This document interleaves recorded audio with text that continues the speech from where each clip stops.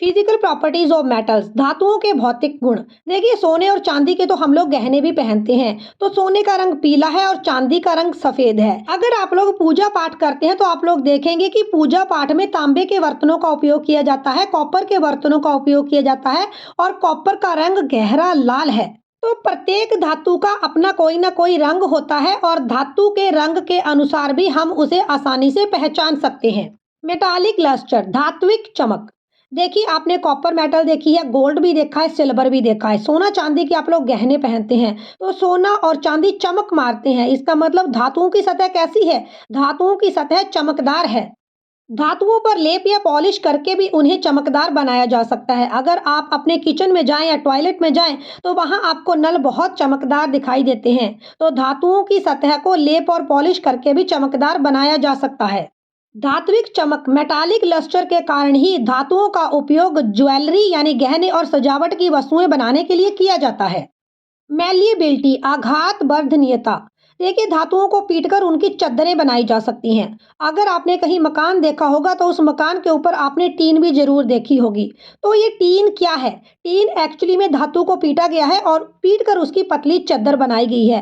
तो मैलिएबिलिटी धातुओं की वो प्रॉपर्टी है जिसमें धातुओं को हैमर किया जा सकता है, धातुओं को पीटकर उनकी पतली चद्दरें बनाई जा सकती हैं। चद्दर मीनिंग मेटालिक शीट्स बनाई जा सकती हैं। Malleability means metals can be beaten into sheets। Important question है, बोर्ड एग्जाम और कॉम्पिटेटिव एग्जाम में भी पूछा गया है कि डक्टाइलिटी क्या है, तन्यता क्या है। तो देखिए, धातुओं को हैमर किया जा सकता है, धातुओं को पीटा जा सकता है और उन्हें पतली तारों में कन्वर्ट किया जा सकता है। जैसे कॉपर वायर्स आप लोग देखते हैं, आप लोग घर में हीटर चलाते हैं, उसमें निक्रोम वायर का फिलामेंट लगा है। आप लोगों ने बल्ब देखा, बल्ब के अंदर टंगस्टन धातु का फिलामेंट लगा है। तो धातुओं को पीटकर उनसे पतली तारें बनाई जा सकती हैं और इस प्रॉपर्टी को हम लोग बोलते हैं डक्टाइलिटी। यानी metals can be beaten into wires. कुछ इंपॉर्टेंट कॉम्पिटेटिव एग्जाम क्वेश्चंस आपसे पूछे जाते हैं कि विद्युत तारों में कौन सी धातु प्रयुक्त होती है। तो राइट आंसर आएगा कॉपर। इसके बाद आपसे क्वेश्चन पूछा जाता है कि बल्ब का फिलामेंट कौन सी धातु का बनता है। तो इसका आंसर आएगा टंगस्टन। आपसे ये भी पूछा जाता है कि हीटर का हीटिंग एलिमेंट कौन सी धातु का बनता है। तो इसका आंसर आएगा निक्रोम। हार्डनेस, कठोरता। देखिए, धातुएं कठोर होती हैं। आपने सोना देखा, चांदी देखी, कॉपर देखा, सारी धातुएं क्या है? कठोर हैं। आपसे इंपॉर्टेंट क्वेश्चन ये पूछा जाता है कि ऐसी कौन सी धातु है जो लिक्विड है। तो देखिए, रूम टेम्परेचर के ऊपर मरकरी एक ऐसी धातु है जो लिक्विड है। क्या आप लोगों ने कभी मरकरी धातु देखी है? देखिए, अगर आपको कभी फीवर हुआ है तो आपको थर्मोमीटर दिया जाता है और थर्मोमीटर के जरिए ही आपका टेम्परेचर नापा जाता है। तो थर्मोमीटर की जो टिप है, इसके ऊपर लगी है मरकरी धातु। तो मरकरी का उपयोग थर्मामीटर में किया जाता है और मरकरी लिक्विड है रूम टेम्परेचर के ऊपर। ज्यादातर धातुएं हार्ड होती हैं, लेकिन सोडियम और पोटाशियम ऐसी धातुएं हैं, ये सॉफ्ट हैं और इन्हें चाकू की मदद से काटा जा सकता है। तो आपसे अक्सर ये क्वेश्चन पूछा जाता है कि ऐसी कौन सी धातुएं हैं जो सॉफ्ट हैं और उन्हें चाकू की मदद से काटा जा सकता है। तो इसका आंसर आएगा सोडियम और पोटाशियम। आपसे ये भी क्वेश्चन पूछा जाता है कि सोडियम को कैसे स्टोर किया जाता है। तो देखिए, सोडियम को केरोसिन ऑयल में स्टोर किया जाता है क्योंकि सोडियम बहुत ही रिएक्टिव मेटल है। अगर ये ऑक्सीजन के कांटेक्ट में आएगी तो सोडियम ऑक्साइड बनाएगी जो कि हाईली एक्सप्लोजिव है। इसीलिए सोडियम को कैसे स्टोर किया जाता है? तो सोडियम को मिट्टी के तेल के अंदर स्टोर किया जाता है। धातुओं के भौतिक गुण, फिजिकल प्रॉपर्टीज ऑफ मेटल। और अगली फिजिकल प्रॉपर्टी है सोनोरस।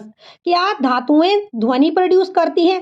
देखिए, आप मंदिर जाते हैं तो मंदिर में आप लोग घंटी बजाते हैं और एक बहुत ही सुंदर मधुर आवाज उस घंटी से आएगी, रिंगिंग साउंड आएगी। इसी तरह से स्कूल में भी जो पियन है, जो कर्मचारी है, वो घंटी बजाता है और आपको पता लग जाता है कि रिसेस हो गई है, छुट्टी हो गई है। धातुएं क्या होती हैं? धातुएं सोनोरस होती हैं।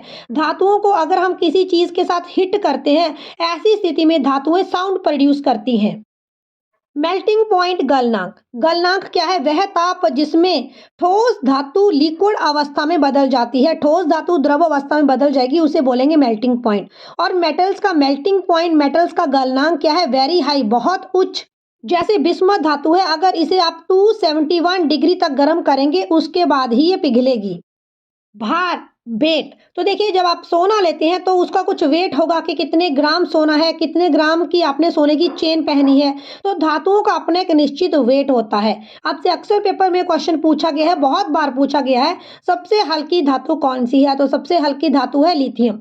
सबसे भारी धातु कौन सी है? तो सबसे भारी धातु है ऑस्मियम। चालकता, कंडक्टिविटी, प्रत्येक धातु बिजली और ऊष्मा की, हीट और इलेक्ट्रिसिटी की अच्छी चालक है। यानी metals are good conductors of heat and electricity. Best conductor of electricity, बिजली की सबसे ज्यादा सुचालक धातु कौन सी है? तो इसका राइट आंसर आएगा चांदी, सिल्वर। कॉपर का उपयोग विद्युत तारे बनाने में किया जाता है क्योंकि कॉपर बिजली की अच्छी कंडक्टर है, बिजली की अच्छी सुचालक है। हम खाना बनाने के लिए बर्तनों का उपयोग करते हैं, बर्तन भी धातुओं से ही बनते हैं। अगर आप इस बर्तन को ध्यान से देखें तो इसका बॉटम जो है ये पीले रंग का है क्योंकि इसका बॉटम कॉपर धातु से बनाया गया है। कॉपर हीट का अच्छा चालक है, तो खाना जल्दी से इस फ्राई पैन में गर्म हो जाएगा। तो धातुओं की कंडक्टिविटी क्या है? धातुएं बिजली और ऊष्मा की अच्छी चालक हैं। ऐसी धातु का नाम बताएं जो ऊष्मा की कुचालक है, जो बैड कंडक्टर है। लेड एक ऐसी धातु है जो कुचालक है, जो इंसुलेटर है, क्योंकि लेड ऑक्सीजन के साथ रिएक्शन करके लेड ऑक्साइड बना देती है और अब लेड के पास फ्री इलेक्ट्रॉन्स नहीं है। तो आपने ध्यान रखना है कि लेड ऊष्मा की कुचालक है, लेड इंसुलेटर है। धातुओं के रासायनिक गुण, chemical properties of metal, important board exam question है। तो देखिए धातुएं वायु से अभिक्रिया करती हैं और धातु ऑक्साइड बनाती हैं। Reaction of metals with oxygen, तो metals react with oxygen and metal oxide is produced. जैसे कॉपर एक धातु है, कॉपर ने ऑक्सीजन के साथ रिएक्ट किया और बनाया कॉपर ऑक्साइड। तो धातुएं ऑक्सीजन के साथ रिएक्ट करके धातु ऑक्साइड बनाती हैं। आपने ध्यान रखना है मेटल ऑक्साइड्स आर बेसिक, धातुओं के ऑक्साइड क्षारीय होते हैं। धातुओं की जल से अभिक्रिया, reaction of metals with water, तो कोई भी धातु जब पानी के साथ रिएक्ट करेगी, पानी के साथ अभिक्रिया करेगी, तो वो धातु ऑक्साइड या फिर धातु हाइड्रो ऑक्साइड बनाएगी। जैसे यहाँ पर कैल्शियम एक धातु है, कैल्शियम ने वाटर H2O के साथ रिएक्ट किया, बनाया calcium hydro oxide CaOH twice. धातुओं की अम्लों के साथ अभिक्रिया, reaction of metals with dilute acid. Important question है कि धातुएं अम्लों के साथ अभिक्रिया करेंगी तो कौन सी गैस बनेगी?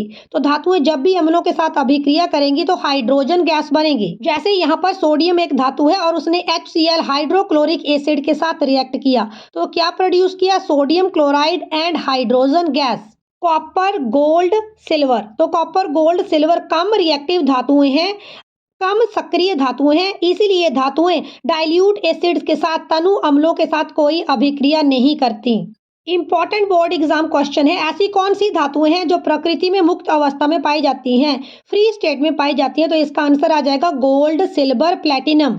केमिकल प्रॉपर्टीज ऑफ मेटल, धातुएं लवण विलयनों के साथ अभिक्रिया करती हैं। तो धातुएं जब भी लवण विलयनों के साथ अभिक्रिया करेंगी तो अधिक अभिक्रियाशील धातु कम अभिक्रियाशील धातु को विस्थापित कर देगी।